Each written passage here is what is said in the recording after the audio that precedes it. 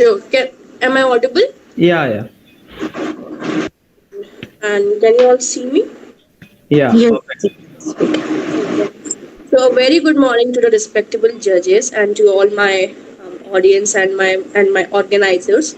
So, um, my name is Kiran Bhardwaj. I study in Sri Guru Nanak Dev Khalsa College, Delhi University. My course is BA Honors English. So I will be beginning my speech with a countdown 1, 2, 3. You can start my time after that. Is it fine?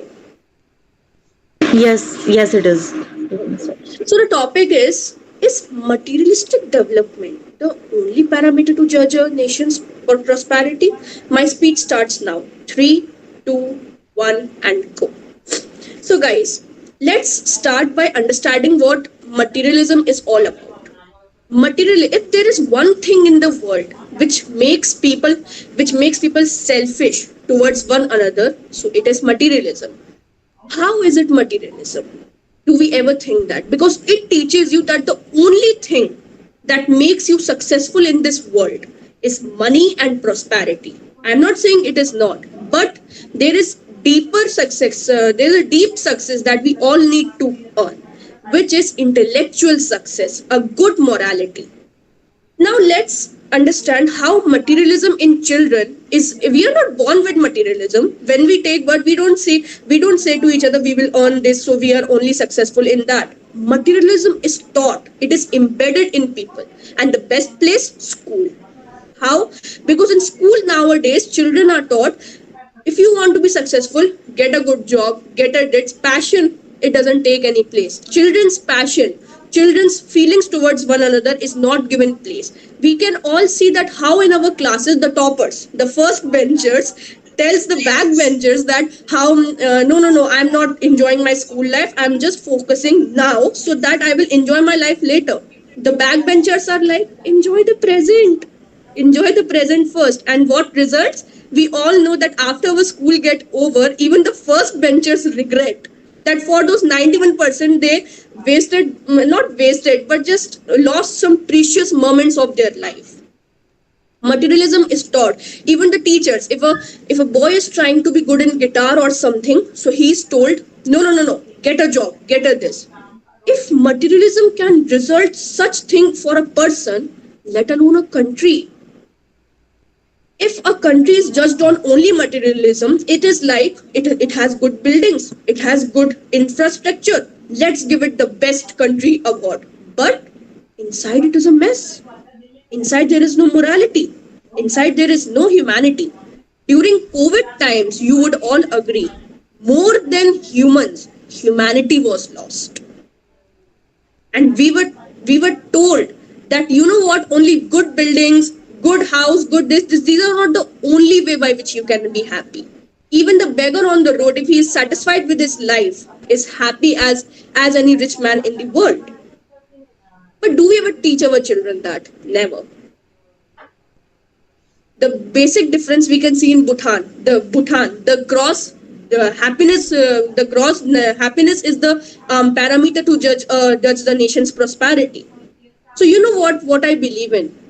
A nation's prosperity should not be only judged on materialism. My opposites will say, "Are you against materialism?" I am not. The topic is not asking me to go against it. What I am debating about, it should not be the only parameter to judge the nation's prosperity.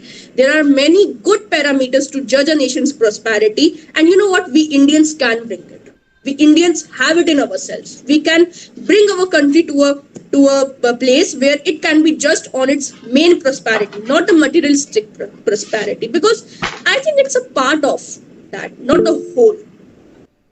So let's come to the conclusion now. It all starts from school and home, because in school it is developed. So but that's why I'm saying teachers can change it. If the art and if art field, the passion field are given equal importance as the infrastructure thing, the doctors, engineers thing, so we can see that how a nation can prosper. We should not be like this, that the one who want to take arts only for materialistic life, they are going for commerce, and they are wasting their time in CA just because their parents want it. Just give children the thing that the only key to a happy life is happiness. And Happy children, happy people, happy country. That's what a successful country should, is, and should be all about. So thank you for giving me this chance. Hope you like my speech. You really did a great job, Kiran. And now I would like to call our second participant, Ashmita Dubey. Ashmita, please come forward with your performance. Good morning, everyone. My name is Ashmita Dubey. I am from Banaras Hindu University from Faculty of Social Science. I am here to speak for the motion that is materialistic development is not the only factor for a country's nation's prosperity. Man without memory and nation without tradition undergoes identity crisis. This line clearly depicts what is the real meaning of a nation's prosperity. A country can never be termed as prosperous just because having tons of materialistic development, having tons of materialistic products, having lots of wealth in their treasury box. Until and unless the country's citizens, natives are not actually happy from the inner soul and inner self, uh, with a positive approach in their inner self. Our history has also proven the same from decades, from Vedic age to the modern period or the Gupta period or in the Buddhist period also, that what is the real essence of the life, how just by following the path of penance, having meditation, following purusarth, that is dharma, artha, kam and moksha, having spiritual connection with God can easily heal all the problems of your life. And instead of running toward all the materialistic product, we can easily find what is the real value of the life. Okay, forgetting about the traditional approach, if we will look over the modern approaches also, there are various agencies, international agencies, organizations which used to work over the same thing, like international agencies like World Health Organizations. Environmental reports are there. There are world development reports, HDIR are there. There are various products, various parameters which are there to judge the nation's happiness. Actually, there are happiness reports. In all these reports, India used to lag because there are problems in the human mindset that they used to focus over materialistic product instead of focusing over the real essence and the real values of the life. We have a live example of Bhutan, our neighboring country only, which had stopped calculating their gross domestic product and start focusing over happiness reports, which used to show that how and country can start and the citizens even start understanding the value of that. Instead of running toward all the materialistic product, having lots of wealth doesn't prove you. In the COVID period also, the crisis even understand the crisis even teach the single topic that instead of focusing over wealth, collecting lots of wealth and having lots of product in your house doesn't prove that you are a very you are a prosperous. So the basic thing which I at last I in concluding all the my speech I just like to have that materialistic development is not the only parameter to judge any nation's prosperity, because the youth, the uh, citizens start involving in materialistic products and stop focusing over the real code of conduct and real ethical values, which will lead in lack of functioning of the institutions, which will cause moral breakdown of the country, have robbery cases increasing day by day, and child trafficking will start. A country having 21% of its population below the poverty line can how the country can assume to provide those 21% of the population the materialistic products when they are not even able to fulfill their basic meals also. So instead of focusing over all this materialistic development and materialistic products, we should focus over the real essence of the life and over the welfare schemes and moral code of conduct, ethnic values, and have a positive approach with positive guidance. Thank you. Wonderful speech by Ashmita. Ma'am, do you want to say something? Koel, ma'am? No, I'm fine. Okay, ma'am. So, moving on to the next participant, I would like to call Mansi Sharma. Mansi, can you please come?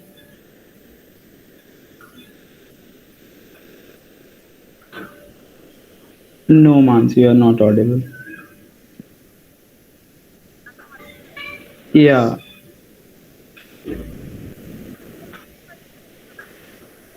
sorry Harish, to please interrupt, skip it. Mansi, but your voice is not audible.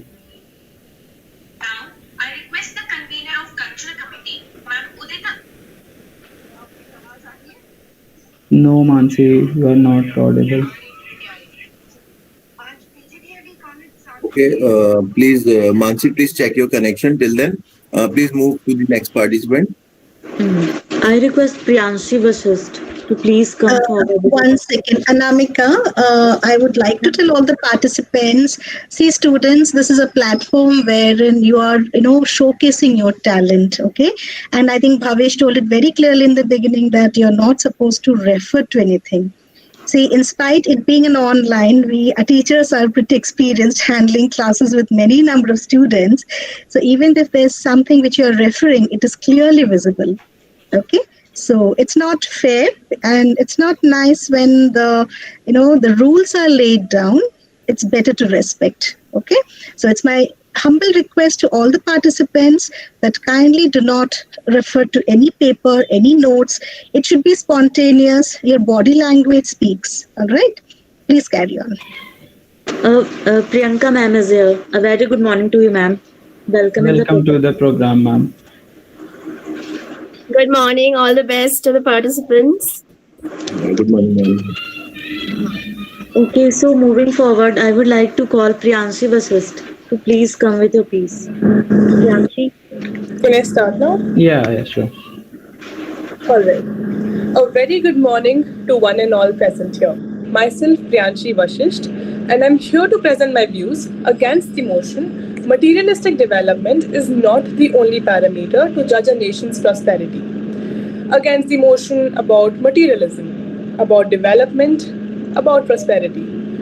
But what exactly is prosperity and how do you define prosperity? Let me help you. Cambridge Dictionary defines prosperity as the state of being successful and having a lot of money. Merriam-Webster, on the other hand, defines prosperity as economic well-being, while Collins Dictionary compares prosperity with economic wealth. All of these examples hint at that one specific thing, that prosperity is equal to economic well-being, which in itself is materialistic. If we say materialism is such a substandard parameter to judge a nation's prosperity, then why in the first place do all the indexes and ratings consider materialism first? Almost all of them do. Now consider the three most developed countries of the world. It's definitely the United States of America, People's Republic of China, and Japan. But also consider the ranking of the most depressed countries of the world. It's People's Republic of China, Republic of India, and the United States of America. Now, expectedly, you'd argue that two out of the three most developed countries are also the most depressed countries. But this does not hold true for two reasons. One, the top 10 most depressed countries include Bangladesh, Pakistan, and Nigeria, which are the underdeveloped countries. And also, the countries on the top in the World Happiness Index are almost not the ones which are the most developed. Henceforth, we can see that even though you're materialistically developed, you can be depressed, proving the point that chasing materialistic growth need not lead to depression, but lacking in materialistic growth will definitely lead to depression and unhappiness. Although agreeing to the fact that development does take into account a variety of factors, including GDP, health, education, and other factors, but there's a thick line difference between development and prosperity. Development does take into account qualitative along with quantitative factors, but when we're talking about prosperity, it is majorly focusing on quantitativeness. Thus, I agree that materialism is very, very important for prosperity. While we're considering development, we can also consider happiness, education, and health. Ever since human existence, there has been a predisposition with economic wealth. Now, taking an example of the Harappan civilization, a segment of people were buried with gold ornaments, while the other segment were buried with basic necessities. The oldest civilization of the world classified people on the basis of materialistic wealth. It has been done since the beginning of time itself. In Hinduism, too, wealth is divine. Lakshmi, the goddess of wealth and abundance, is revered by all. All the gods of Hinduism live in opulence. Even though Lord Shiva is an ascetic god, he is the lord of abundance. He amply rewards those who worship him with wealth and spirituality. So I feel that wealth and materialism are of supreme importance when it comes to evaluating prosperity. It has been quoted in Chanakya Niti that the power of businessman, trader, merchant lies in his wealth. People leave a weak king, a prostitute deserts an improvised customer, and birds leave a withered tree. In the same manner, the guests must leave the house of the host after having food. Concluding by the fact that materialism and prosperity are indispensable and go hand in hand, and this has always been the case since the days of yore. Hence, it won't do justice to the millions of people who are working today for the betterment of their lives by saying materialistic growth is not the only parameter to judge a nation's prosperity. Thank you. Thank you, Priyanshi. You were really wonderful. Good, better, best. Never let it rest until your good is better and better is best. So, with this note, I would like to call Praful Dwivedi for his performance. Praful, can you please come? Thank you. So, am I audible and visible? Yeah, perfect, Praful. Thank you. So, good morning, everyone. This is Praful Dwivedi. I am from Lucknow University, Faculty of Law of the college. So, regarding the existing topic, we have to understand that most of the important parameters actually understand in this entire concept. The topic is materialistic development the only criteria for deciding a nation's prosperity? So, first of all, the important thing that we need to know that what is development. See, there is existence between the growth and the development. There's a difference. Regarding the countries that my previous speakers have told, India and China, they are developing countries. They are not the developed countries. Regarding the existence of the development is basically involves when a particular wealth or prosperity is able to reach the last person standing in the queue. And if he is not able to sacrifice his needs and as well as the important material prosperity for the person who's standing in front of the road. In the simple terms, it can be seen when all the people of a particular nation is able to reap all the benefits of the development of that country, that is refers to as a development. And growth is basically refers to basically in the form of quantitative terms, which is measured generally in GDP or GNP and all these things. So first of all, we have to understand this. Now, materialistic development is not the only criteria to decide a nation's prosperity, I agree. But I can definitely say it is one of the criteria, and it is one of the most important criteria. Why? Because any nation's prosperity means prosperity in the area of social development, prosperity in the area of economic development, in the political development, cultural development, environmental development, all these factors. And for all these factors, whether you agree or you not agree, you need money. And because for all the things, whether you increase the research and development in your own country, then also you require money. And if you import that technology from outside, then also you require money. So in this case, it cannot be said that without materialistic tendencies, you will be able to achieve all the existing developments in your country. It is nothing. You'll never be able to achieve. Second important thing is when you are capable enough, then only you will have the ability to support your neighbors who are less efficient than you. And that is why in the existing Sri Lankan crisis, India is able to help Sri Lanka. Why? Because India is actually available at the same time economically prosper to a larger extent that it can help Sri Lanka when China has taken its hand out of this Sri Lanka's development. So definitely materialistic development cannot be the only criteria, but it is definitely a criteria. Because first, it is not only helpful for the development, for the social, economic, political, culture, anything of the people residing in that particular territory. But at the same time, the concept of universal brotherhood, which exists in Article 51 of the Constitution of India, that also is facilitated that we have to engage in international cooperation, and that can only take place when you are prosper. Whether you are economically prosper, whether you are technologically prosper, whether you are culturally prosper, anything. So all these things itself establishes the fact that there's a point to helping yourself or helping others, you need to be prosper.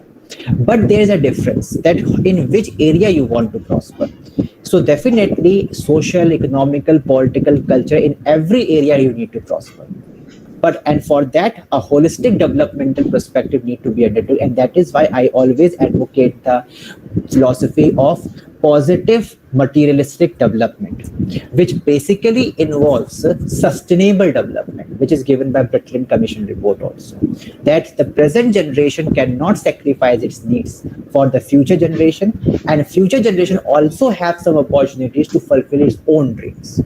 And that is why in my limited submission I just want to say that India has present an exemplary example of positive materialistic development, and that is why whether taking people out through Operation Ganga during Ukraine crisis, or helping Sri Lanka, or any other prospects, and even its own growth, India has achieved remarkable opportunities. That's all my side. Thank you. Thanks for such a nice performance, Praful. So our next participant is Vidushi Sharma. So Vidushi, you may start. Am I clearly visible and audible? You are not visible. What, Yes, is you are better? not. Okay. So I'll start on the count of three. 3, 2, 1, go. Good afternoon to one and all present here. I am Vidushi Sharma, and today I am here to present my views in the favor of the motion that is material prosperity is not the only parameter to judge a nation's capability or a nation's. I'm sorry, ma'am. Did I make a mistake? I'm sorry. No. Carry on, please. You didn't introduce yourself. Can you face the camera, please? I'll try to. I'm actually holding the phone. I'm so sorry. Okay. Is it better, ma'am? I think that's better. Yeah. Okay. Okay.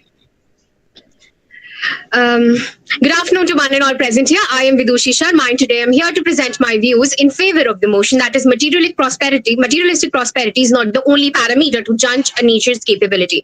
Ladies and gentlemen, we live in a paradigm where there are numerous methods to judge or to analyze a nation's materialistic capability. NNPMC, NDPMC, national product, gross domestic product, numerous. However, we are the only generation that lives here and proves that materialistic capability is not everything. We live in the paradigm of gross happiness index. We live in the paradigm of human development index. Ladies and gentlemen, if this is it not enough to prove that in this contemporary time, no materialistic growth is in everything, nothing good.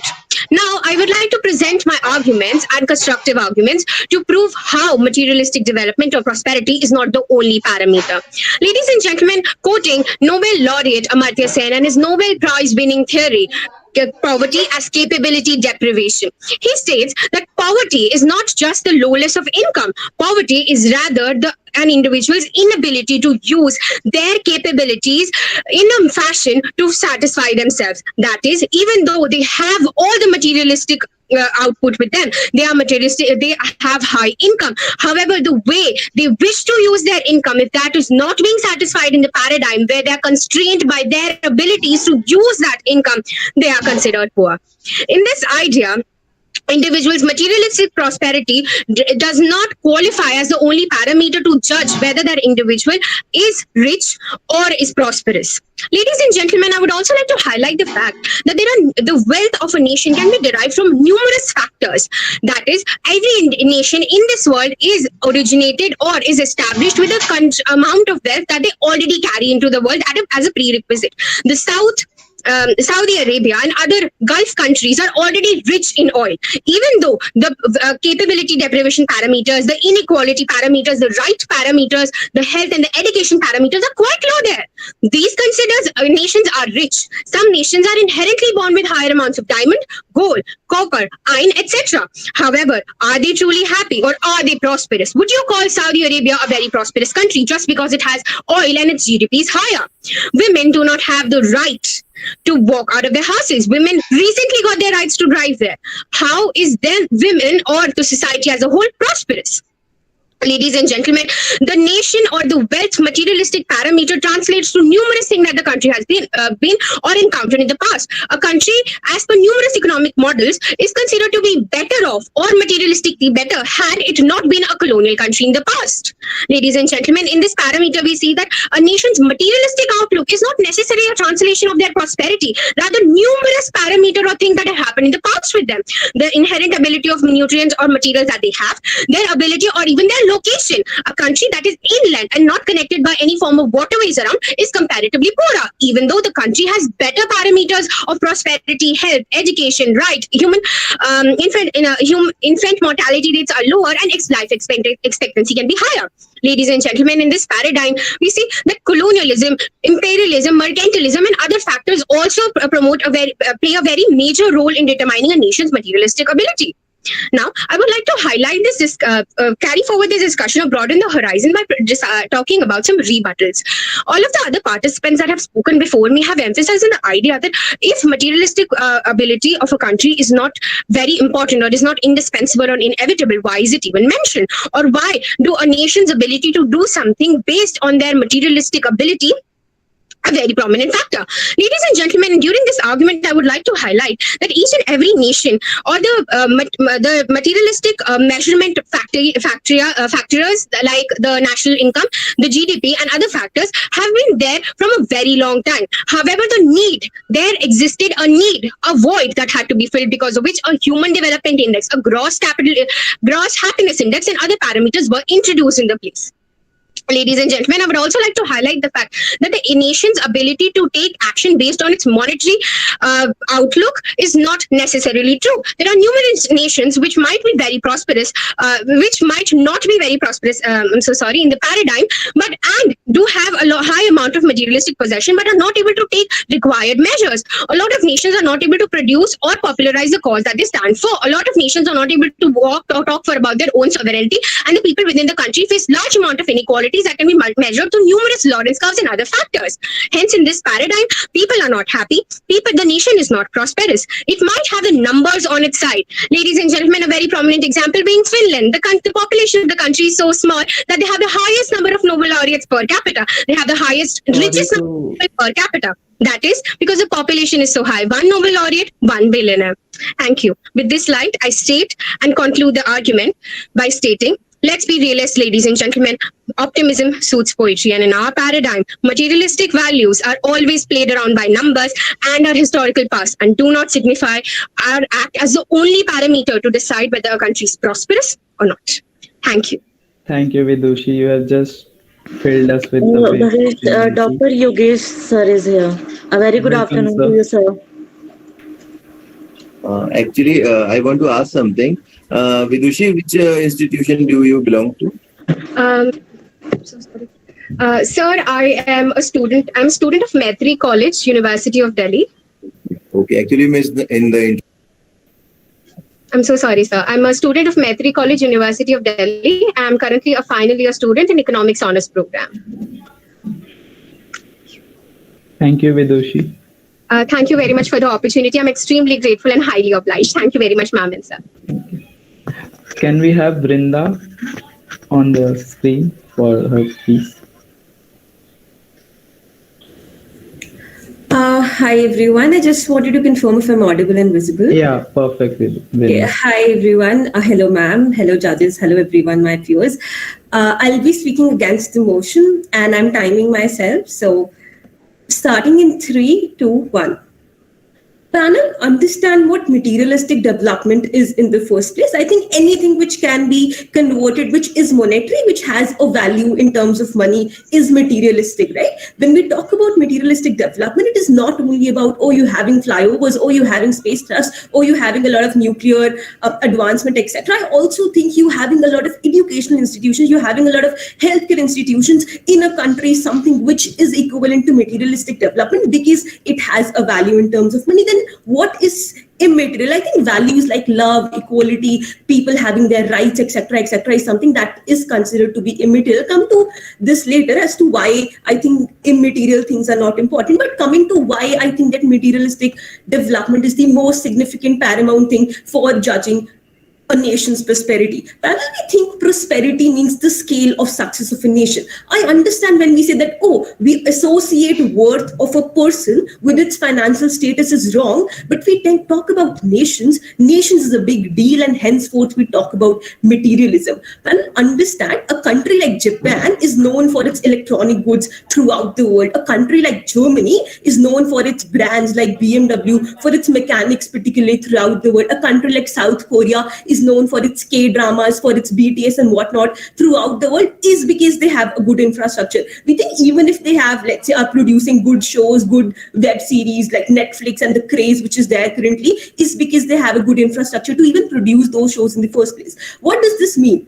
Understand that when we talk about materialism, it means resources. For any person to sustain life, it is very important for them to have very basic things like health, like education, like a proper place to live in. We can't say that, oh, a country like Nigeria, wherein people literally don't have money or, let's say, resources to even have food, can be prosperous, because when we talk about happiness, when we talk about immaterial things like love, when we talk about equality, when we talk about nutrition, we think a person who is malnutritious cannot be happy. We think that if you want equality in a nation, you need to educate your people, you need to tell them, you need to let them know that they had to unlearn their biases. For equality to propagate, to mushroom, it is important that you have health and education, which is only possible via infrastructure. Let's talk about Denmark, Finland. A lot of my peers also mentioned about these countries. I don't understand why these countries are still on the top of HRD index. When we say HRD, human resource development, what parameters it takes? It takes health,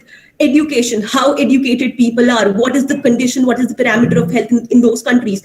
These countries are able to prosper, or let's say stay happy, because they provide free education to every single person out there in the country. They provide free healthcare access to every single person out there in the country, and that is why they lie on the top of happiness indexes, HRD indexes, and whatnot. Understand that materialistic development is correlated, is directly a result, a byproduct of, let's say, the health, education, infrastructure, which comes from materialism. But also, panel, understand a few more things. Let's talk about Sri Lanka. One of my friends also talked about it. When we talk about Sri Lanka, which is literally facing its worst economic crisis whatsoever, like till date in the history, is because it does not have resources. We can't tell people that, oh, please smile, please be happy, please show love, because you will just get through it. Because understand, money is important because it will help you bring out the basic resources in your life. But lastly, I also think that it is important for countries to have, let's say, a good prosperous nation, because unless and until they have a good infrastructure, they'll never be able to attract foreign capital, they'll never be able to have foreign reserves, they'll never be able to have international business. The moment you tell them that, oh, your happiness is important, don't work on your GDP, or let's say things like infrastructure is not important, just stay happy because you have to stay happy, what happens is that you become a closed economy. What happens is that now your country will not be able to have a flow of communication, flow of cultures, flow of products from one country to another. The moment that happens, you stagnate. The reason why we're having a live, like we are having a video conferencing here, is because we borrowed technology from a company like US, because Google comes from US, right? So it is because there is a flow of communication which can only be possible by international business, which comes from materialism, which comes from foreign reserves, etc. And that is why, panel, I believe that materialistic development is extremely important. I believe love and these values are important, but for a nation, which is a big deal, which is something we are pegging currencies upon, I don't think we can consider things like love, things like equality, which again I talked about comes from education. Only education can make people know their rights. Only education can make people know that, oh, they have to stand for their rights. They can make them undo their biases, their prejudices against caste, against religions, against poor people, etc., etc. And henceforth, I complete my stance. Thank you so much for listening to me. The power of real debate is in the language and intellectual honesty of the debaters. With this quote, I would like to move forward and call our next participant, Navya Tyagi. Sorry, Anamika, we have Uddam with us. Please welcome her. Oh, a very good afternoon to you, ma'am. Ma'am? Udita ma'am is here. So we welcome you, ma'am, to this program, and a huge thanks for being here. Ma'am, do you want to say something?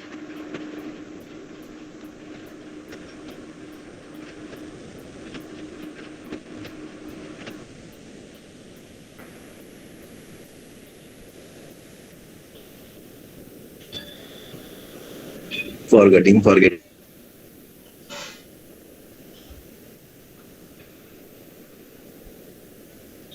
Anamika, I think ma'am has something. Anamika, yeah, I think ma'am has left. I'll also like to welcome Rakesh Gupta. Dr. Rakesh, thank you for coming. And Yogesh, sir, thank you for coming. We can now proceed with the. Okay, so next participant is Navya Tyagi. So Navya, you may start. Yeah. So am I audible and visible? You are not visible. Uh, I have turned on my camera, so am I audible and visible? Not to me, Bhavesh. Is she visible? No, I think she is having some network issues. Yeah, She's you're not not visible. She's only audible. Yeah. Yeah, you're not visible, Navya. Can I join? No, check your network. So I'm rejoining, okay? I'm rejoining. Meanwhile, you can call someone else, probably the next participant. I think Karishma is ready. Okay. So our Karishma. next participant is Karishma. Yes. Karishma, are you Can I on? start? Yeah, you are. Okay. So I'm starting in 3, 2, 1. The best things in life aren't things. Hi everyone, my name is Karishma and I am currently pursuing BBA from GEMS Rohini and I am here to speak on the topic materialistic development. Yes, I do believe that materialistic development is not the only parameter to judge a country's prosperity. Of course, it is a significant one, but certainly not the only parameter. But before diving deep into the debate, I would first want you all to understand what materialism actually is. So, simply put, it is buying things we don't need with money. Sorry, I'm very sorry. Simply put, it is buying things we don't need with money we don't have to impress people that don't matter. Materialists perceive themselves as successful to the degree to which their possessions project the desired images in the perceived perfect life. Sadly, it is not the panacea that so many people think it is. Now, the main question is if materialistic development is not the only parameter, then what is it? Instead of only looking at the money put towards products and services, what we look at are the other most important variables. What are they? They are, first of all, living standards, which include access to education, cleaner air, safer environment, clean water, and increased per capita income. Second, health, which includes more hospitals and dispensaries for the people. Third, good governance, which includes freedom to choose the right kind of government. Fourth, ecological diversity. Fifth, resilience. And sixth, physiological well being. And the most important, which I forgot to mention, GDP. There's no denying in the fact that materialistic development is a very, very important and crucial indicator. In fact, reports have found that materialistic development is goes hand in hand with the economic development. But what's often overlooked are the repercussions of materialistic development on a country. On one hand, it is leading our country towards becoming a prosperous nation. But on the contrary hand, it is making a hole in our economy. A recent survey by OECD that nations shows shows materials growing exponentially at 2.3% each year from 1980s to 2010.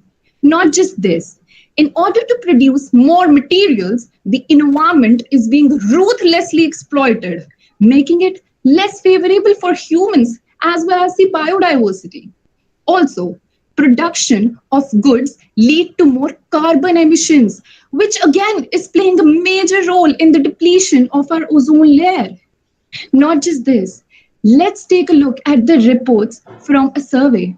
The reports revealed that even though the developed countries like the US, Russia, Japan, and Singapore that have the best of the materialistic goods come far behind many countries when measured in terms of happiness of the people, the freedom of the people, though the holistic picture indicates that these countries are doing really well, but the ground report shows something else.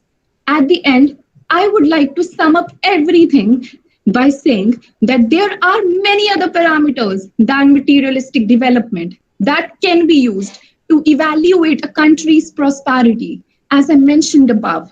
In fact, the feeling of freedom, open highways of possibilities, has kind of been lost to materialism. It is just the form of destruction from to true prosperity. Thank you. Thank you, Karishma. For good ideas and true innovation, you need human interaction, conflict, and debate. So, with this quote, can I request Yash to please come on the screen and show his piece? Yash Pratap Singh.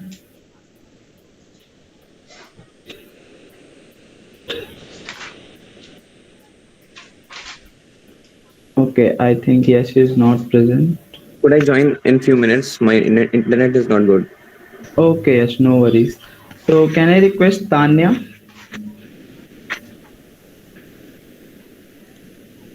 Tanya Tejasvi?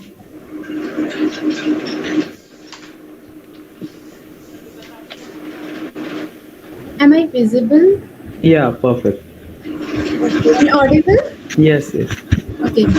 A warm good afternoon to everyone. This is Tanya from Kalindi College, Delhi University, and I am going to deliver my insights on in the favor of the topic. Materialistic development are considered as hallmark of prosperity, but the ongoing global pandemic has justified that the materialistic development can grant a rich nation but not a healthier nation. Materialistic development is one of the parameter of nation's prosperity but can't be the only parameter of nation's prosperity. I would like to quote one of the famous American poet, Allen Ginsberg. Whole families sobbing in the night, ailers full of husbands, avocados full of women, and babies in the tomatoes. I know it would be difficult for you to interpret the poem, but I would say that this poem here Ginsberg explains that how a mall is able, the objects kept there is able to divide a family which enters into a mall. As per the research I have performed, I have searched the most prosperous country in the world, and the Legatum Prosperity Index of 2022 declares Denmark as the most prosperous country. And I was shocked. What's wrong with US's GDP? But then I realized that the prosperity of the countries are foregrounded on many more other pedestals. Let's look into how. Denmark ranked first for the living conditions, second for personal freedom and social progress, and third for the effective governance. Denmark is also the second happiest country in the world and ranks fifth on the Global Peace Index. Denmark has a high level of equality and a strong sense of responsibility. Addition to this, I have googled the population of Denmark in just have an explicit understanding of that whether does a sound population plays an important role in the prosperity of the nation, and the answer was yes. The population of Denmark is just 6 crore. Just compare the graph from the most developed country like USA and also from India and China. And after that, to conclude, I would like to say the prosperity of a nation is subscribed to a sound population, good health, clean environment, and preservation of culture. You know, as in the time of pandemic, whole world grabbed the tradition of doing namaste for contactless greeting. This was a revival of Indian traditional culture, proved to be a savior at this time. A sound GDP only addresses the average income of a nation, the economic growth of the nation, it fails to reflect how much people actually benefits from the economic growth. Wellbeing Institute is a Wellbeing is an institute, and its research suggests that in UK the percentage reporting themselves very happy declined from 52% in 1957 to 36% in 2005, despite the real income is doubling in that period. To sum up, I would like to quote Dr. Amratya Sen that the prosperity is in development, which can be seen as a process of expanding the real freedoms that people enjoy. Thank you. You did really amazing, Tanya. Now I would like to call Drishya. Drishya, are you here? Yes, I hope I'm clearly audible and visible. Yes, you are. Okay. A very good afternoon to all here present and my fellow debaters. So my name is Drisha Doge and I would be speaking in against the motion. So I would be starting my speech in a countdown of 3, 2, 1. Here we go. So panel, we all know that today we are living in a world which has been far ahead of the times. And in terms of development, when we talk about, the notion has changed, the context has changed, and development has always been a process which has been demanding specificity. And of course, it has changed with modernization. So we just cannot expect just to go and measure and judge a nation's prosperity or other aspects just by the ongoing, for ages, the parameters like health, education, access to resources, etc. These has been the principal categories on the basis of which we have been judging a nation's prosperity and other aspects. However, we need to move on. With the changing time, we need to understand what is the need of the hour and be practical. So coming to the materialistic parameters. Materialistic parameters have always been a very actual and apt indicator in terms of a nation's prosperity. Whenever you talk about a nation's prosperity, the economic terms come into hand. The materialistic terms come into hand, as it has been going on for many years, that we have only been criticizing them, but we do so because we undermine their potential and their actual usage and advantages they can have. So coming to the second point, materialistic indicators have actually put us to a pace where we need to actually realize the ground realities, and we need to keep up with the ground realities with our pace. And of course, we need to realize what is the current need of the hour. They have set such standards for us that we now today know what exactly we are required to do. We have become more clearer and firm as to what our action and plan of action should be. So materialistic development, to argue that that shouldn't be the parameter for a nation's prosperity, for a nation's prosperity, is not actually a very productive way to go about that approach, because it is totally like groundless and totally baseless to actually argue upon this. It is totally futile. Coming to the third point, having materialistic parameters as the nation's prosperity's measure has not only been a very productive and a very useful indicator, but also when we consider today's aspect, that today we are living in a world where hustle culture has overtaken as a regime of the youth, of the nations, and of course of many other aspects as well. So in such kind of hustle nature, it has become a very convenient and effective and powerful indicator to measure a nation's prosperity. Considering all these facts, I do not understand, panel, why my fellow debaters would undermine such potential and such usage of these materialistic aspects and parameters to actually conclude. So, in my conclusion, I would like to conclude by saying that our stance, firstly, stands clear and firm, that we assert on the fact that these materialistic aspects, these materialistic parameters totally should exist in order to measure a nation's prosperity. Because, of course, we are changing with time and we really need to understand the need of the hour, and we need to be practical as to what approach should be applied right now. We're not arguing on the fact that these indicators like health, education, access to resources, etc. shouldn't be existing. Of course, they should. But these are the principal bases. We just cannot say that, okay, these principal bases should keep on existing.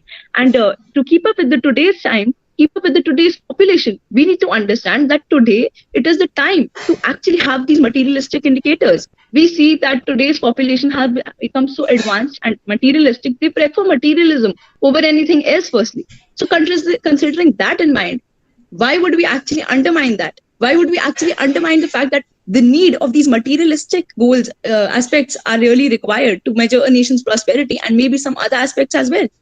So coming in my conclusion, I don't think that today a nation and the society can actually prosper and actually develop without these indicators.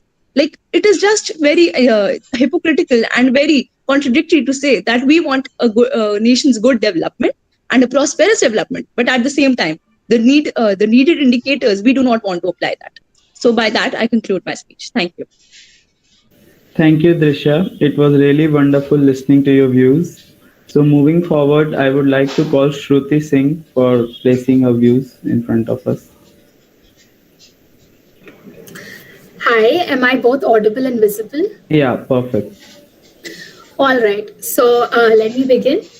1, 2, 3, let's go. Beginning from the 1980s, China was solely focused on the development of materialistic goods. And we all know how that resulted, right? A 10% growth increase for nearly about a decade. Wow, that's amazing. But let's come to the lesser known facts. The social and the environmental aspect of it. Did we know that there are about 30,000 people who died by air pollution alone in Hong Kong? And the social political unrest grew so much that there were an increase from 8,000 protests to about 80,000 in 2005. Now, let me ask the naysayers, are the number of deaths and the social political unrest so insignificant that we would not consider the cost of it and we would go for the accumulation of materialistic development? Good morning, good afternoon, everybody. My name is Shruti Singh, and I stand for the motion that materialistic development is not the only indicator for the progress of the country. Now, okay, let's just say that accumulation of wealth and the consumption are the only indicators. Let's just suppose. Okay, so what will that say? It will force our policymakers to think of prosperity in terms of the GDP or the marketed economy, right? Now, what will that do? That will reduce many important factors like public policy, freedom of speech, effective governance, law and order, right? Now, these activities might not be a part of the market, but yet they very deeply impact our economies, right? And another aspect of it would be the environmental costs. Okay, so in a recent study, it was said that the environmental value of the economical value of the environment is about $3.3 trillion, and this is not added in the GDP, right? And also, environment is actually degraded so that we could accumulate even more materialistic goods. Now, tell me, like somebody mentioned, positive materialistic development done by India. I would like to bring upon the point that the recently in 2020, it was seen that the UNESCO World Heritage Site Mollem National Parks would now be fragmented and would endanger 1,000 species that were only found there, only so that India could have development programs there that would allow transportation. And this, if we consider materialistic development as the only indicator, this would say it's a progress, endangering 1,000 numbers of species. All right. So my third point would be that the GDP or the materialistic development does not see the difference between good or bad production. So, for example, there was a war in the country, or there was some sort of natural calamity. We would have an increased consumption, of course, right? And an increased consumption would mean an increase in the GDP. And now GDP being the only indicator would say that there's prosperity. But we all know that in a war-like situation, there is no prosperity. So I would all like to end it down to that materialistic development exclusively cannot be an indicator for the progress of the country, because it is not only reliable, but it also fails to account the environmental aspects, which are very important. And countries like New Zealand understand this, and they are shifting their focus from a GDP based to a welfare based system and using a different scale now. In the end, I would like to conclude by saying a very famous quote by Dr. Martin Luther King Jr., who said that we need a radical change in the values of a nation so that we can shift from a uh, thing oriented country to a people oriented country. Thank you. You were really great, Shruti. So we would move towards our next participant, who's Shreyas. So Shreyas, you can start now. Yes, good afternoon. Am I audible? Yes, you are, but you are not visible, Shreyas. Am I visible now? Yeah. Right. May I begin? Yes, you can. A measure of a country's greatness is its ability to retain compassion in times of crisis. A very good afternoon to the respected dais and all my fellow debaters. I, Shreyas Mitra of St. John's Public School, am extremely honored to represent the proposition today. For almost 100 years, two main forms of measurements, one completely materialistic in nature, have been used to get a sense of how well a country is doing. The first one is GDP or gross domestic product, and the other is its unemployment rate. But when it comes to figuring out how well a country is serving its citizens, these tools might not just be incomplete, but they in fact might not be helpful at all. An increasing GDP is often seen as a measure of welfare and economic success. However, it fails to account for the multidimensional nature of development or the inherent shortcomings of capitalism, which tends to concentrate income and thus power. Now, I'd like to bring in a different type of measurement, that from the recent unprecedented crisis that the world faced, the COVID-19 pandemic. Now, this has proven to be an extremely good measure of societal performance. It has no or little correlation with the GDP. Now, the richest country in the world, the United States of America, with a GDP of more than $20 trillion, a figure that suggested that the country had a highly efficient economic engine, just like a racing car that could outperform any other. But this country, the strongest economy of the world, had recorded more than 1 million deaths due to the COVID-19 pandemic. Whereas Vietnam, another country with a GDP which is that of just a mere 4% of the United States GDP per capita, has had fewer than 45,000 deaths to date due to the pandemic. In the race to save lives, we see that a less prosperous country has performed considerably better than the richest economy in the world. Also, what we need to take into note is that a growing GDP cannot be assumed to necessarily lead to sustainable development. We should rather focus on alternate measurements like the Human Development Index, the Human Capital Index, and the life expectancy rate. Nor does the GDP give any indication of how well a country's wealth is distributed. In some least developed countries or LDCs, many of these resource-rich countries, we have a high rate of economic growth and at the same time abject poverty. The way the wealth is being distributed is the most important factor for a country's well-being because large social inequalities destroy a country's progress. Now, there are several indexes that measure the extent to which countries contribute to the socio-economic progress of their citizens, such as the Legitimate Prosperity Index, the Social Progress Index. These indicators are tools that measure the extent to which the countries contribute to the social, economic, environmental, and overall holistic progress of their citizens. The standard of living is of all these elements affect people's happiness, whether these elements are bought and sold in the market or not. Now, on estimates of social progress, for example, which measures aspects like access to education, food, and affordable housing, poorer countries have often outdone the wealthier counterparts. The Social Progress Index is one of a few major indexes that aggregate data about countries worldwide and about how well those countries are serving their populations. What we need to understand is that the end goal is to have a more just and equitable society that is economically thriving and offering citizens a meaningful quality of life.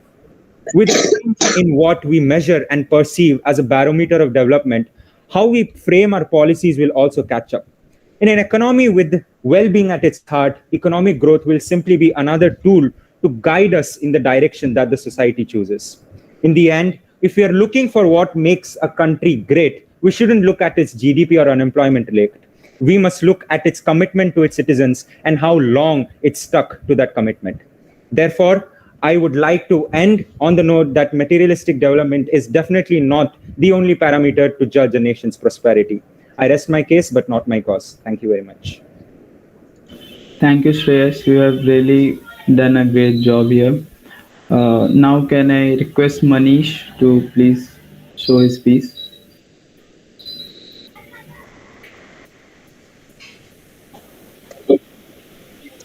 So, am I visible and audible? Yeah, Manish. Perfect. Right. So, I'll be beginning in three, two, one. Materialistic development can give you hundreds of schools and hundreds of hospitals. It can give you shining highways, but on those shining highways, if you go and throw wrappers of ice cream, that cannot be given by the materialistic development and that cannot be termed as a nation's prosperity. Materialistic development can give you a lot of rich wealth, but how government spends it is not a part of materialistic development. And unless the government spends it well, a nation cannot prosper, and we have seen that. We have seen that with people gasping for oxygen during COVID-19 second wave in India. We have seen that by a lot of talented individuals like Parag Agrawal and Sundar Pichai migrating to other countries is only because we are a rich country, but we did not spend our wealth well on basic necessities like education and health. And unless we do that, we cannot call a nation prospering. Number two, ladies and gentlemen, you talk about materialistic development. Materialistic development is all concerned with numbers. And if you talk about numbers in a state like Kerala, which has a literacy rate of 96%, despite that fact, in 2016, under POXO Act, Kerala registered 2,100 cases, and it increased to 3,549 cases in 2021. No materialistically developed, no really prospering nation would commit sexual offenses against its children. And if Kerala, being the most literate state of India, is still committing offenses against children, it cannot be termed as a nation's prosperity or a region's prosperity, ladies and gentlemen. You come to economy. Economic data would show you that India is the sixth largest economy in the world. But still, if in the global hunger index India ranks 101st in among 116 countries, if we are back of even countries like Pakistan, Myanmar, Sri Lanka, and Bangladesh, it is only because materialistic development is not everything for a country. We might be rich, but we are not able to feed 100% of our population. That cannot be counted in the nation's prosperity. You talk about women development. What women development data will show you is that you have 33% reservation for women in the Panchayat and Nagar Nikai elections, but still, if in those elections, you go during those elections to villages, you'll come across posters that please vote for Reema Devi, ex-Sarpanch's wife, Manish Jha, please vote for Reema Devi. The vote are being asked on this name and men are ruling from the back door. Even there, it cannot be called a nation's prosperity. It can only be there on paper. You talk about the most important aspect of today's scenario, and without it, no world would exist, and that is climate crisis. And mind you, climate crisis is not a part of materialistic development, ladies and gentlemen.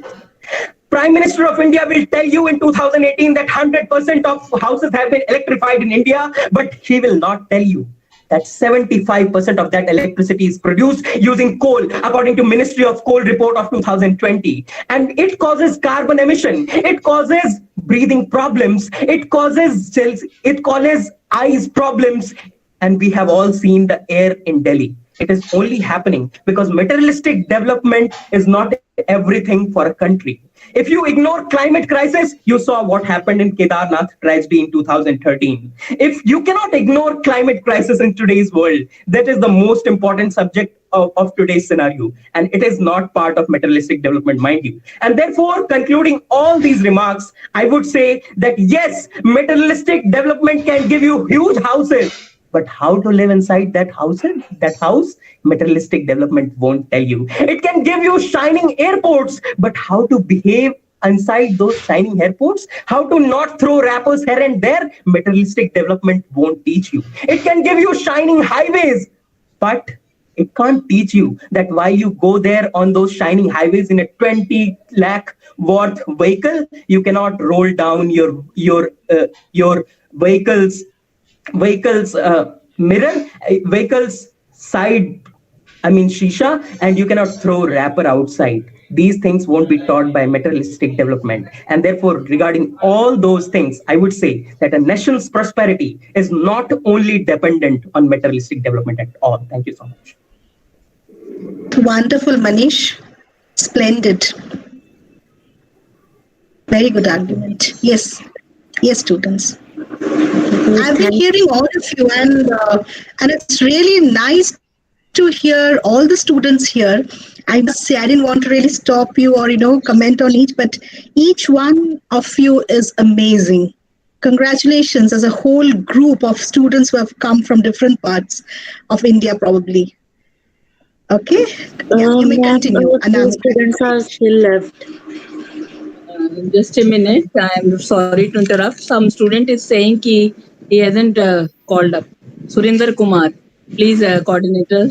I request the coordinator. Excuse me, calling. Excuse me. Just see the chat, please. Yes, ma'am. I have.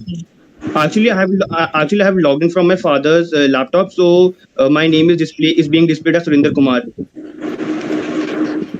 Sorry, what's your name? Actually, my original name is Pratham Rana. Yeah, Pratham. Yeah, so Pratham, you can start.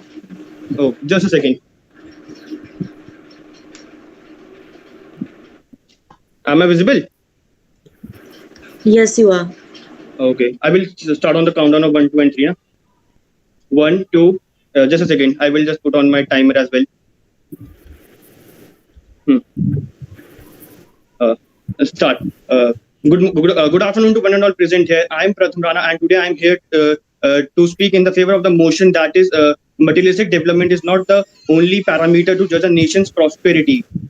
I would like to start by saying a quote which states that prosperity should not be divorced from humanity. The Legitimum Prosperity Index itself defines prosperity as both wealth and the well-being. And also finds out that the most prosperous countries in the world are not with those with high GDPs, but are also those with the free, happy, and healthy citizens. The Prosperity Index assesses 104 countries and tries to find out the building blocks of the Prosperity Index. The rankings of the country are not entirely based upon the materialistic development, but also includes other factors such as democracy and personal freedom. This is because the makers of the Prosperity Index knows very well that the materialistic development is highly unequal, and other factors also needed to be considered. One of my fellow mates said that the more money means you can have access to a good education, to which I completely agree. But don't you think that the materialistic development, when talking especially about India, is highly unequal, and the gap between the poor and the richer is widening day by day? So how can a poor population afford a good quality of education? The disparities between talking about India, the disparities between the rich and the poor are confirmed by the National Sample Survey of India, which unfolded that wealthiest 10% of Indians possesses around 56% of the total urban area, while 49% of the Delhi's population alone are living in the slums. And even if you say that materialistic development is the only parameter to judge a nation's prosperity, then what about nations like France, which have a high unemployment rate of 7.4%, which is as almost same as that of India's unemployment rate. Despite France being much more infrastructurally developed than India. One of the interesting findings in the Prosperity Index is that the countries with higher incomes are diminishing towards the returns of the life satisfaction. One of the participants here mentioned that China is doing economically very great, to which I agree, and is leading out India in the economic sphere. But do you know that China loses out to India when it comes to the index of democracy and personal freedom? And what will you do with all the infrastructure and the materialistic development when you even lack the basic liberty to express yourself? Also, one of the participants mentioned here that I think his name was I don't remember his name, but he said that India is able to help Sri Lanka because India is very prosperous. But let me tell you, my friend, India ranks 18th in the world's external debt ranking list, and giving money from your debt to somebody is not a great idea. Hence, I would like to conclude by saying that for the nation's prosperity, other additional aspects such as public health, political liberty, and democracy should be included. No nation can achieve sustainable prosperity without them. And the materialistic development of few does not mean the national prosperity. Thank you. Thank you, Surinder. It was wonderful listening to you. Actually, my name is Pratham. My name is Yeah, Pratham. sorry. I'm really sorry, Pratham. Pratham Rana, yes. Yes, sorry. Now, can I request Mansi to please come? Mansi Sharma.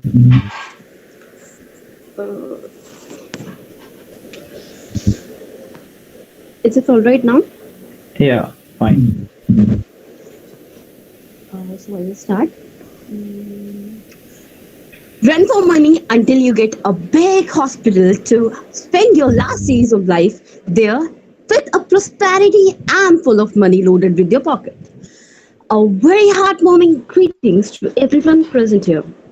As I have seen every person and my fellow debaters pursuing their different opinion and insight about the same topic, I must say that I didn't even thought about this. Okay, so after listening to every people, I started to wonder what my points were and whether I was thinking right, as different insight got me thinking of different questions. So, my first question, which arose by listening different people, was I think GDP does not indicate a whole person, or maybe the basic person who is living in the bottom of line. Prosperity or GDP of a country does denote the prosperity of a country, but a prosperity or GDP can be controlled by the top 100 people if the income increases, right? So, the second question which I got to think was, will people really be happy by having more competitions, more resources when they can't even afford it? We have seen numerous of cases, people getting jealous of things and being depressed about the things they can't get, even though they were extremely happy with the life they had. Sometimes confinement can be your happy paradise. Okay, so our fellow debaters has already proven all the points there was, like the different kind of GDP in southern area, like the suppression of women, education, and all things.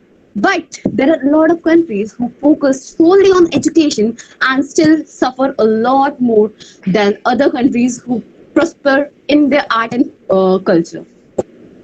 I believe excess of everything can demote your people and your perspectives to be a very demonic one. So, we have all imagined a simple person or a simple villager boy playing with a tire and being all unhappy there. We have seen people living in a slum and despite being a very poor person having a very genuine diamond-like smile on their faces. And we also know that different aspect of society which leads the country are mostly the people who suicides and get died due to their inferiority complex. People are connected to everyone throughout the world. So the competitions and the ability to acquire more has risen to a different scale. I personally believe the more we see, the more we want. And the quote said, a human is a greedy creature. Sorry. Even if we get a diamond mine, we will still ore for the iron one. It's really true that human can never prosper enough. So let's just say our prosperity and materialistic things does matter. But does this really provides the happiness? My fellow debaters has already proven that materialistic things are really important one. If you want to have freedom of life, freedom of education, freedom of love, we need to be educated somewhere to some point. But are all educated people not segregating the society to a different standard? We are actually the majority of people living in society segregate themselves and control the religion, politics, and even our thinking. We tend to believe everything we see. Even if you're aware that you are being controlled, you will eventually believe the thing that you will eventually focus on. Just like ads. I personally believe that I've seen a lot of ads myself, believing that they are not right to the point. But after some point of view and some point, when I saw those ads repeatedly, my subconscious got to me thinking that maybe, only maybe, they were right. So just like a coin have a different faces in different sides, I would like to rest my case by saying everything and every perspective have different insights. It's just a perspective, or the leaders or the people who are leading a country knows how to take care of the people living in bottom. So I will rest my case. Thank you, and I'm so sorry because I couldn't focus on my expression and all. So sorry. Yours was really an amazing performance, Mansi. So, when there is knowledge, there is enlightenment, and when there is debate, there are solutions. With this quote, I would like to call our last participant, Yash Pratap Singh. So, Yash, you can start. नव्या का हो गया बेटा please एक बार check कर लीजिएगा So, I think Yash was left. Yes, I'm starting. Navya Tyag, Simran Nischal, I think ये Am I दोनों audible? भी रह गए हैं ना? Yes. Ma'am, they are not in the meet right now. Okay, okay. Am I audible and visible clearly? Yes. Good afternoon to one and all. So, what we need to understand first of all is the topic. The topic states how materialistic development or materialistic progress is the correct measure of this nation's prosperity. Materialism is not something new and something which we are talking right now. Materialism was something which was talked by Karl Marx. He talked about historical materialism. He talked about haves and have-nots. He talked about bourgeois and proletariats.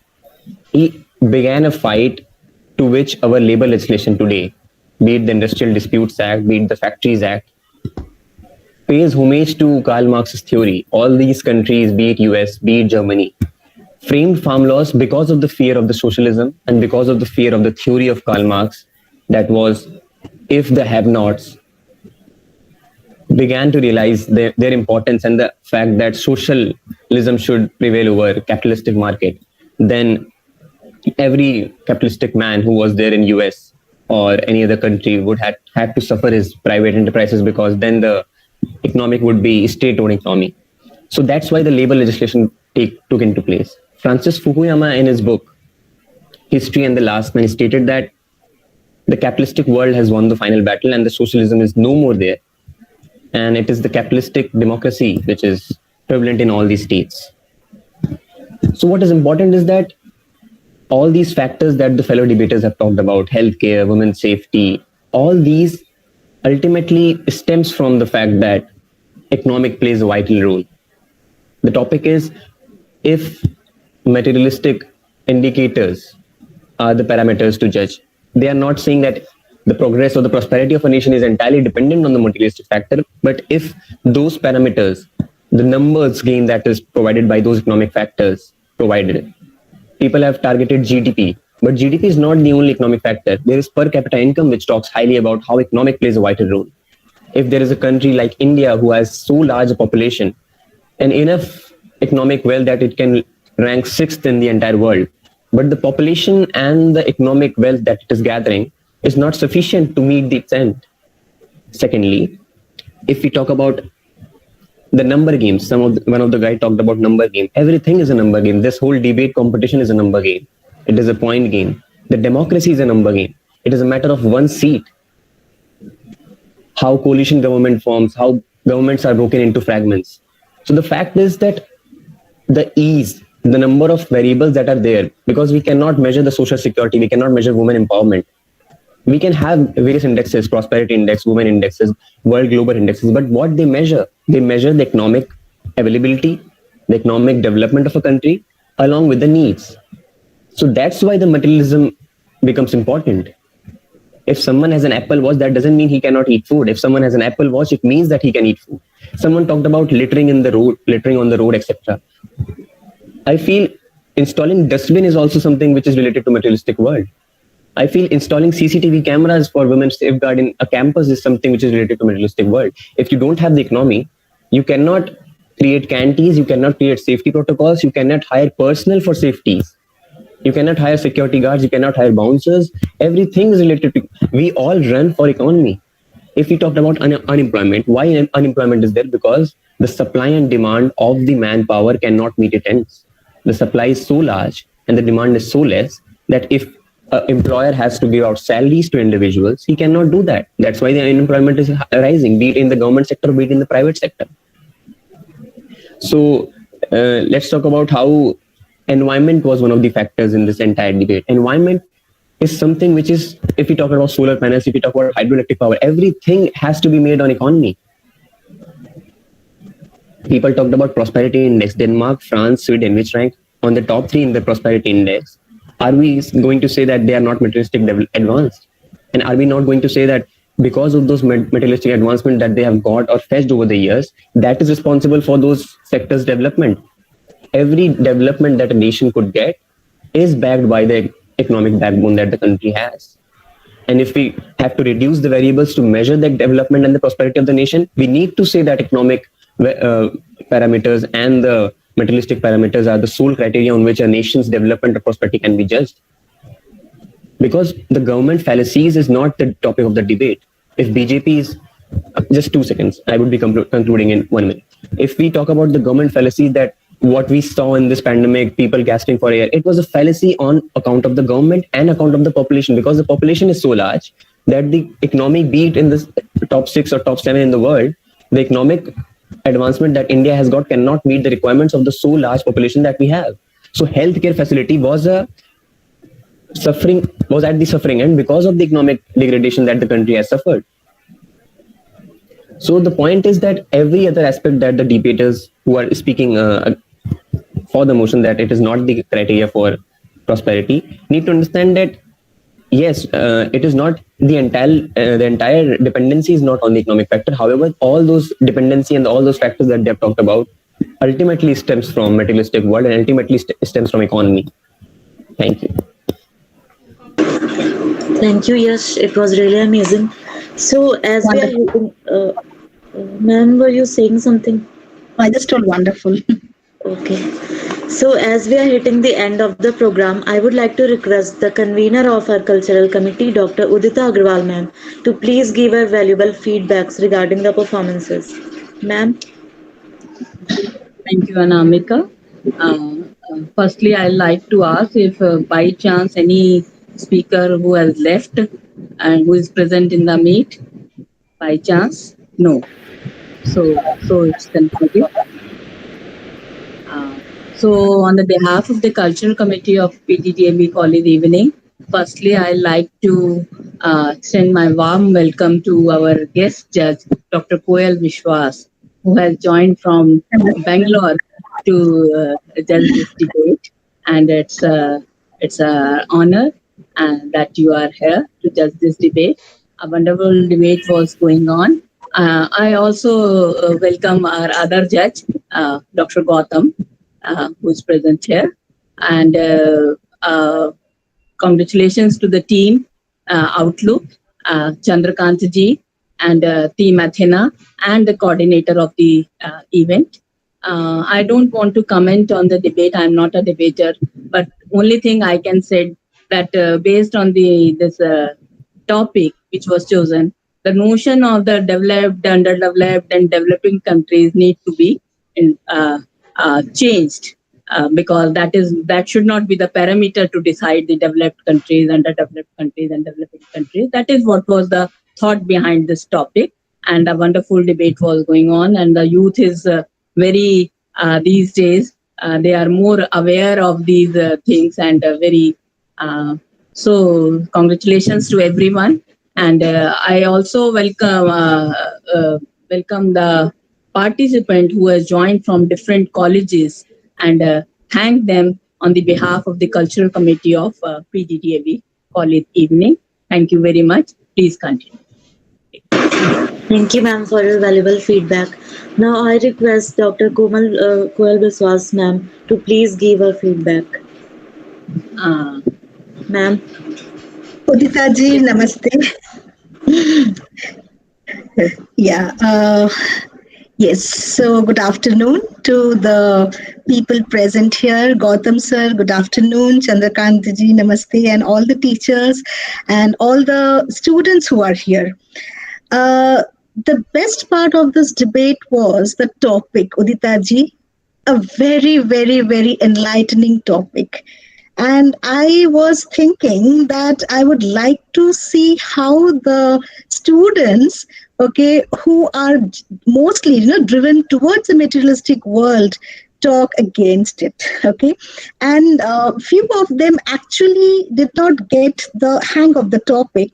They were, talking about personal or a society as such. But about 95% students spoke about nation as such, and how meticulously they brought out the climate issue. It's wonderful. Okay, see, that is a beauty of youth, I feel. I think all my fellow teachers, we are all teachers and we teach this group of students. So we get to learn a lot from our students day in and day out, their outlook, the very program. Yes, the way they look at things is beautiful. Okay, and I have been hearing each one of them. I have been, noting down what each student have been telling. And yes, Brinda, you can definitely add. Would you like to add now or after I conclude? Whatever, Ma'am, it's okay. After you complete. Yes, okay, dear. Okay. See, the people, Kiran spoke about morality and humanity. And then Priyanshi, she spoke beautifully. She took the, what do you say, the proportion, the indirect proportion, depression versus materialism. Okay, and then she mentioned Chanakya Niti. So students, they touched all areas of subjects or topics that they normally study and probably they discuss. Then Praful was, talking about holistic development. Although he did not mention this term, but when he was talking about the socio-cultural, economical, well-being, he correctly, pointed out the holistic development. It was really great. Of course, most of the students did speak about sustainable development. Vidushi, again, she spoke about a very essential term, the capability deprivation. And yes, Vrinda also spoke about the HRD parameters. Karishma, okay, no, nothing to mention. Well, Tanya spoke about Denmark, okay. I was noting down all the beautiful points, and probably, I would like to write a paper on this topic, ma'am, Udita ma'am, okay, because it was really enlightening. This is something beautiful. And then, yes, Shruti Singh, she spoke about China and she brought in the environmental value. And so Shreyas also, he spoke about, the GDP and the parameters of saving lives. Children brought about the corona issue. How beautifully they related, people gasping for, oxygen, and they have loads of money in their bank. So they have actually woven all the parameters, okay, and I must congratulate each and every one, the youngsters, the students, that it's hats off to you that you are so motivated, and I'm proud to say that yes, you are the citizen of tomorrow. Okay, so congratulations, Udita ma'am. Thanks to you, Chandrakant sir. Thanks to you for having me with you, or else I would have missed a lot. Thank you so much. Thank you. I'll just like to tell one thing that to the participants, don't go by the number of the participants here, 16, but this program is streaming live on the YouTube right now, and many students of the college are watching it through live streaming. In fact, that's just I wanted to tell them that you are being watched by many students.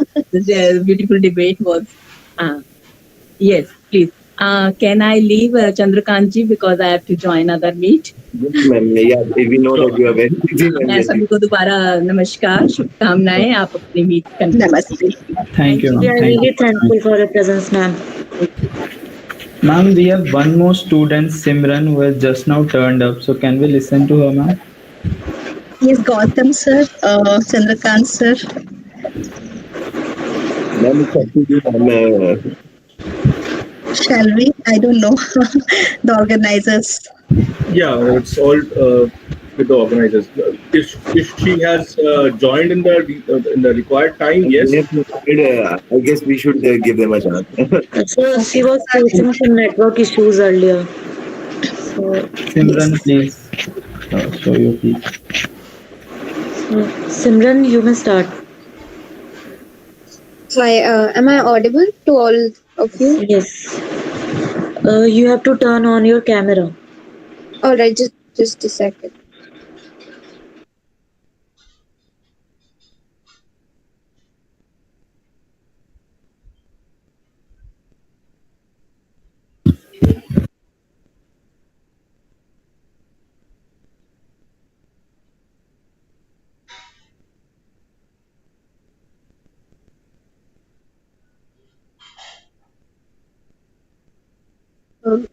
I hope I'm both visible and audible now. Yes, you can start. All right. So I'll be speaking for the motion that is materialistic development is not the only parameter to judge a nation's prosperity. So I'll be beginning with my speech in three, two, one. Firstly, Manan, let's understand that what do we mean by this nation's prosperity, right? For prosperity, the only dimension is not materialistic development. It is not just the mere infrastructure, the buildings, the roads we have. It is essentially the social capital, the people we have, the people a country represents, is what is an actual parameter to judge a country's growth. Now, let's talk about it. What if we resist to this paradigm when we consider materialistic development as the only sole parameter of nation's growth? We see countries who have like incredibly beautiful stadiums built up, really nice infrastructure, but then the development of these infrastructure is made by exploiting the workforce. The labor laws are not very like they are very stringent in those countries. The people don't even have basic 2 meals to eat, and that is why like no sanitation facilities and clean drinking everything is not provided to these people, which is a basic essential thing that a country that the citizens of a country deserve. So if we resort to this method of judging a country's growth by the measures of the beautiful buildings and the stadiums they have, then we incredibly lose out on the point that as to how are these things created. Firstly, by exploiting the very people who are essential for the social development of a country, who contribute to the country, and that is why I tell you that that is not a clear means. Secondly, I talk to you about how these measures like GDP, they actually have a generalized overall approach. Like instead of measuring the overall growth of a specific industry, say like health, education, they only focus on the growth of the individuals, and that they lose out on the actual growth of the marginalized section that is to be considered. We talk about inequality index, the individual freedom, the safety. That is an incredibly important measure when we talk about say like US, which is a superpower in terms of GDP. But when we talk about say minorities and the poor of that nation, that we've come across the problem of say Black Lives Matter recently, we see that the country is still struggling to even get the basic rights right, which means that the prosperity is not just dependent on the infrastructure. I thus tell to you that how it becomes imperative that we just focus on all aspects instead of just the materialistic areas, in order that it just gives a more accurate picture, and therefore this picture can be used to identify and address to the issues that this country actually misses upon. Because if we are giving a tag to a country who's very nice in growth on the basis of their development, they don't have any incentive to work for this marginalized section. They don't have any incentive to improve their health, sanitation, and to provide freedom of their people, right? And that is why I point out this need, and this which is a need of the hour in order to consider a nation's index in basis on the overall development that is taking place, the holistic development, say by like we have different indexes, say the happiness index in which a nation is most likely happier, because we have US on the top of the nation in terms of infrastructure. When it talks about happiness of the people staying here, it is ranked like 100 or 200, which makes no sense. And that a nation's prosperity comes from the people who are very much existing there. That is why the nation needs to work for those people. And when that happens, that would incredibly result in the growth of the nations. Thus, I would like to end with my speech here. Thank you. It's really nice, Simran, and it's really good to see that most of the participants are girls. So I would like to request Gautam Kumar Jha sir to please give your feedbacks. Sir.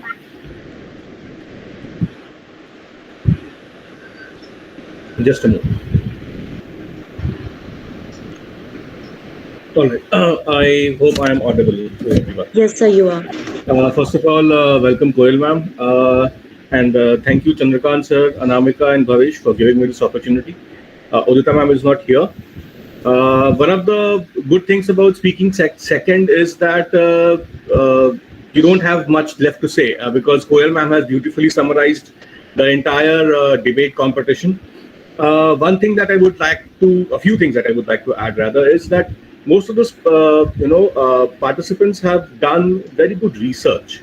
They have not just woken up in the morning and decided to come and speak. They have actually read through things. So we started. We have had information right from the Harappan civilization to mercantilism to Marxism to things like Human Development Index, things like Happiness Index. All of that has been incorporated, culminating in probably one of the biggest aspects or the challenges that we face in the coming days, the concept of sustainable development or climate change, as most people have talked about. I would particularly, congratulate those participants who played the devil's advocate. From an economics perspective, I teach economics. From an economics perspective, speaking for the motion was probably the most logical choice that most people had. And the people who actually went against the flow, who basically argued against the entire concept of economic development and not economic growth, as we popularly teach in the very first very first few classes, is something that was really enlightening. It was really heartening to see people do that. And in essence, what I would just summarize by saying is that all of the participants, they have brought something new to the discussion. They have incorporated different points, and yes, happiness index in Bhutan and Denmark and sustainable development was a common theme across many things.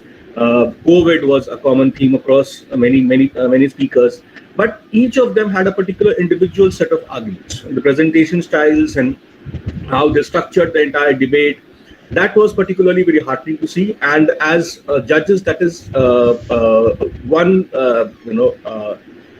bad effect of that is that it makes our job difficult because all of you have done such nicely. Thank you. Thank you so much, sir, for your valuable words. Now I will request Dr. Chandrakant Kushwaha, sir, to please say something. First of all, I think Vrinda was trying to say something. Let us give her a chance. Then I will summarize. Okay, so Vrinda. I'm so sorry, ma'am. I wasn't able to I just felt that I can kind of come with rebuttals with a few of my arguments. This is not to say that this is a part of my speech, but just to add on to the conversation, the meaningful conversation which is happening right now.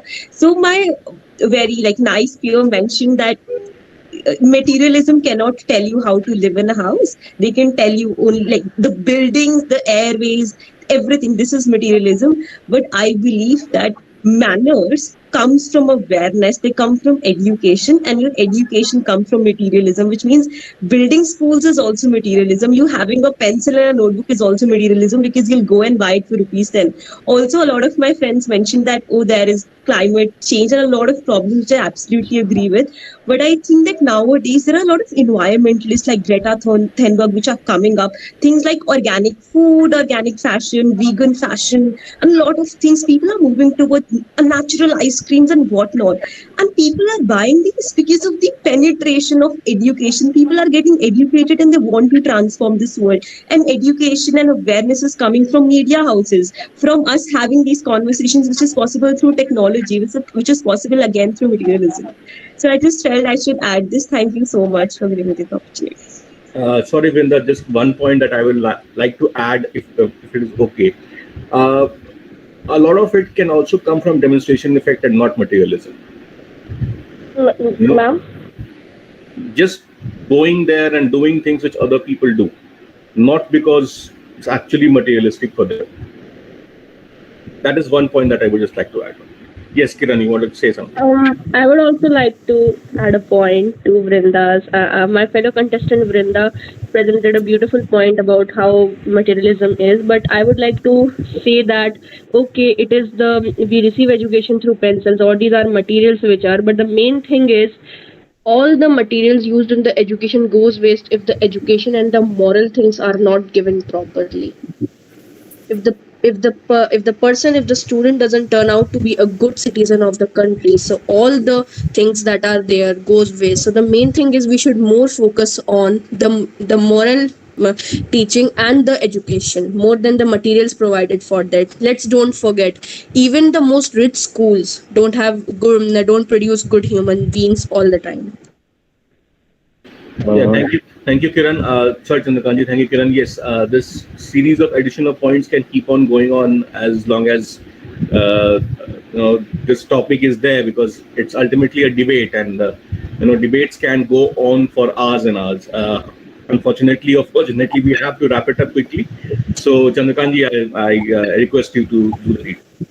Yeah, you are right, Gautam sir. But Kiran, let me tell you that whatever you are saying, actually, this is what we are trying to achieve. So, on that note, I would like to thank everyone, Koel ma'am, Gautam sir, all the participants, Anamika, Bhavesh, for actually making all of our hard work a success. So, thank you very much to all of you. Is it fine, ma'am? Okay. Absolutely. Thank you, sir. Actually, you should be organizing one more debate on education and materialistic, approach towards life, because somewhere students need a clarity what education is all about. I think Gautam sir and Chandrakant sir, we know, we have been trying. Okay, so we should have a debate, and probably even we are not judges, Gautam sir, Chandrakant sir. At least we'll be sitting and listening to these people. What is true education according to our present generation?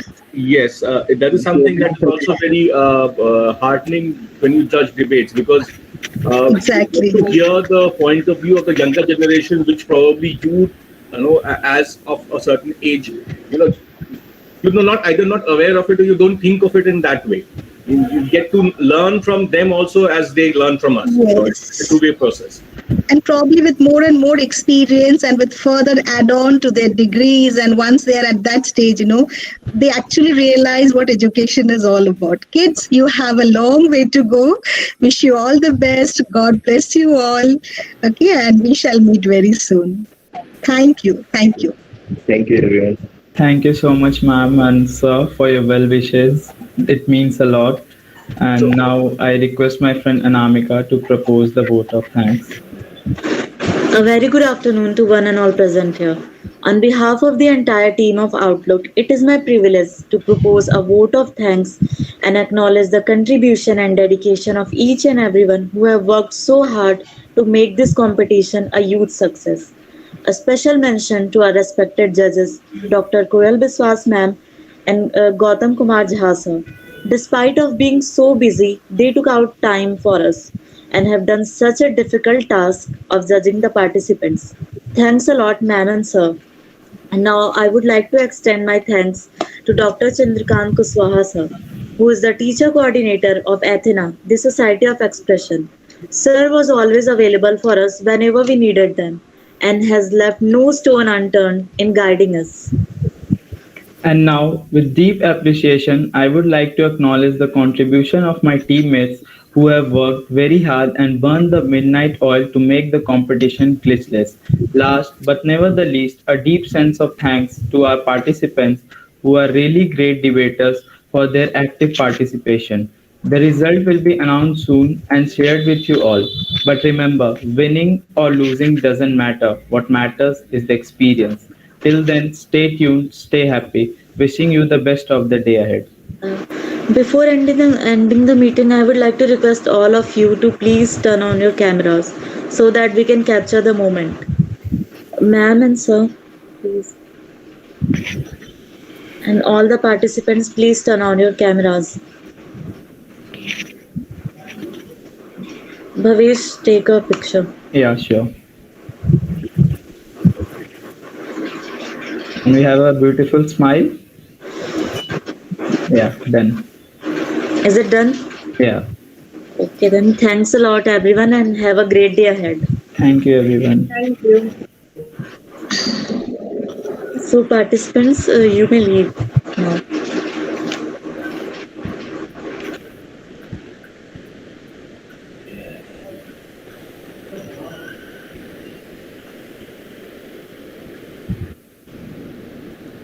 All right, Bhavesh, just one small thing. So Nikanji, are there any participants here? Okay, the participants are here. So I'll talk to you on the phone.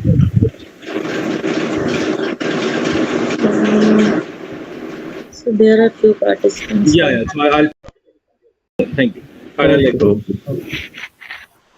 Okay, I am also leaving. You can also leave now. Okay, thank you so much, sir. Thank you, sir.